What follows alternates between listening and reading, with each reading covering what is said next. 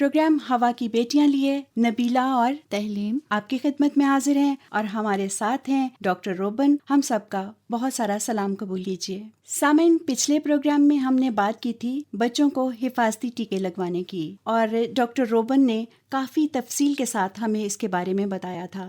बातों के इसी ताल्लुक को हम थोड़ा सा और आगे लेके चलते हैं और बात करते हैं बच्चों में पोलियो की बीमारी के हवाले से। हाँ नबीला, ये बच्चों की बड़ी ख़तरनाक बीमारी है और इस पे बात करना वाकई बहुत ज़रूरी था। जी डॉक्टर साहब, आप हमें बताएंगे कि ये क्या बीमारी है? पोलियो की बीमारी एक मजूरी पैदा करने वाली बीमारी है जो एक ख़ास किस्म के वायरस से होती है जिसे हम पोलियो का वायरस कहते हैं।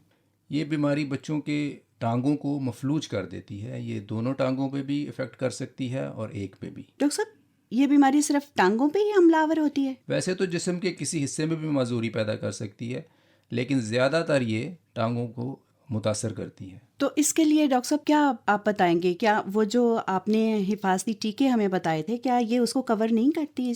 जी, जो हिफाजती टीके हम बच्चों में लगाते हैं वो पोलियो की बीमारी को कवर नहीं करते, लेकिन हर टीके के साथ बच्चों को पोलियो से बचाव के कतरे पिलाए जाते हैं जो कि पोलियो की बीमारी से बचने में बड़े मुफीद साबित होते हैं। तो डॉक्टर साहब, कतरे एक दफ़ा पिला दिए और बात ख़त्म? नहीं, कतरे जो हैं वो जो पहला टीका लगता है हिफाजती, जो फ़ौरन पैदाइश के बाद लगता है, उसके साथ पिलाए जाते हैं।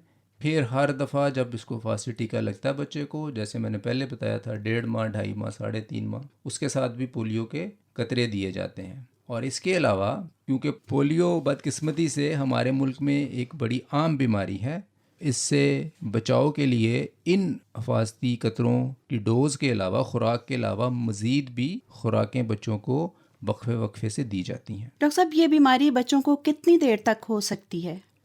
ये बीमारी बच्चों को ख़ास तौर पर जब वो बड़े हो रहे होते हैं, उनके टिश्यूज़ बढ़ रहे होते हैं, उस दौरान में इस बीमारी के होने का ख़तरा होता है। 5 साल कहते हैं कि 5 साल तक बच्चों को हिफाजती कतरे जो हैं वो पिलाने चाहिए। जी बिल्कुल, 5 से 7 साल तक भी आप पिलाए जा रहे हैं बच्चों को। अच्छा, 7 साल की उम्र तक ये बच्चे जो हैं वो कतरे पी लें। जी और मेरे ख्याल में ये होता है कि हर साल ही ये कतरे पिलाए जाते हैं। जी, हर साल, और हर साल में बाज़ औक़ात 3 से 4 मरतबा भी पिलाए जाते हैं। अच्छा डॉक्टर साहब, इतनी दफ़ा क्यों ये कतरे पिलाए जाते हैं?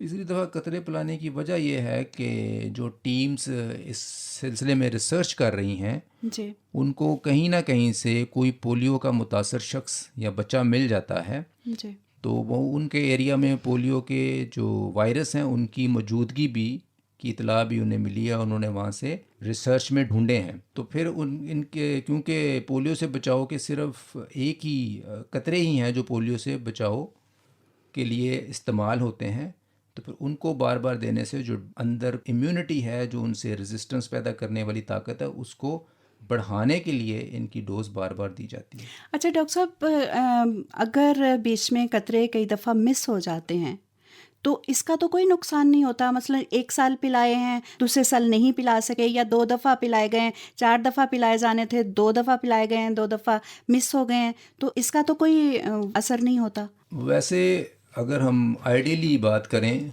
तो पोलियो के कतरे हर मर्तबा ज़रूर पीने चाहिए, क्योंकि जब आप सारे बच्चे पोलियो के कतरे पी लेते हैं और 2 बच्चे नहीं पीते तो वो बच्चों में पोलियो होने के चांसेस दूसरों की निस्बत ज़्यादा हो जाते हैं।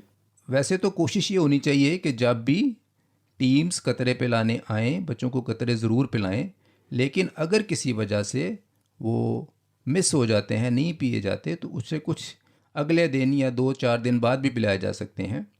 यानी इसको हम मिस नहीं कर सकते, दिन आगे पीछे हो सकते हैं लेकिन उसको मिस नहीं किया जा सकता। डॉक्टर साहब, पोलियो ये एक ऐसी बीमारी है जिससे माजूरी पैदा होती है, तो क्या बाद में इसका कोई इलाज मुमकिन है अगर पोलियो हो जाए तो?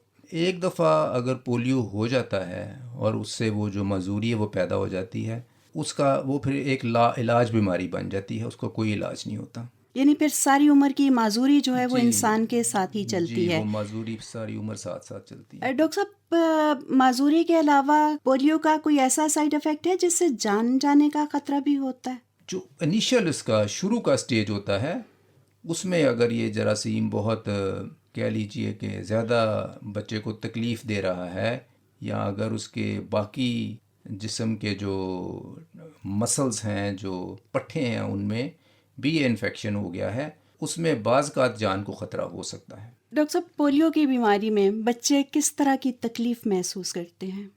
शुरू में बच्चों में बुखार होता है, वो दर्द महसूस करते हैं और आहिस्ता आहिस्ता वो महसूस करते हैं कि उनके जो जिस्म के हिस्से जो कि पोलियो से मुतासर हुए हैं वो कमज़ोर हो गए हैं, वो सही तरह से काम नहीं कर पा रहे। और इसके बाद से दर्द कम होना शुरू हो जाती है, लेकिन मजूरी जो है वो बढ़ती जाती है। अच्छा, शुरू में ये पेनफुल है? जी, पेनफुल है, बुखार के साथ होता है और उसमें वीकनेस आना शुरू हो जाती है, कमज़ोरी। डॉक्टर साहब, एक माँ कैसे अंदाज़ा लगा सकती है कि इस बच्चे में पोलियो का असर हो रहा है?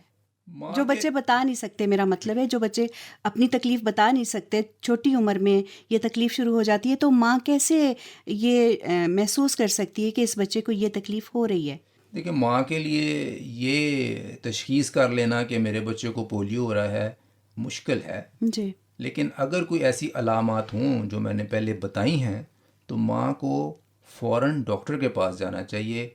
घर में इलाज करने की कोशिश या किसी अताई डॉक्टर से इलाज करने की कोशिश नहीं करनी चाहिए। अच्छा डॉक्टर साहब, शुरू में ही अगर इस बीमारी को पकड़ लिया जाए तो क्या इसके असरात थोड़े कम हो सकते हैं? जी, लेकिन वो इस चीज़ पे मुनहसर है कि उसका कितना सीवियर अटैक हुआ है। जी। बाज़ पोलियो शुरू में हो जाता है, लेकिन वो कई दफ़ा बिल्कुल कोई डिसेबिलिटी कॉज किए बगैर ही रिवर्सल हो जाता है और बच्चा सेहतयाब रहता है। लेकिन बाज़ ये जब आगे की स्टेजेस में चला जाता है, बढ़ जाता है, तो फिर माजूरी हो जाती है। सामीन, आपने सुना पोलियो किस कदर खतरनाक बीमारी है और कभी कभी ये बीमारी बच्चों के लिए जानलेवा भी साबित होती है।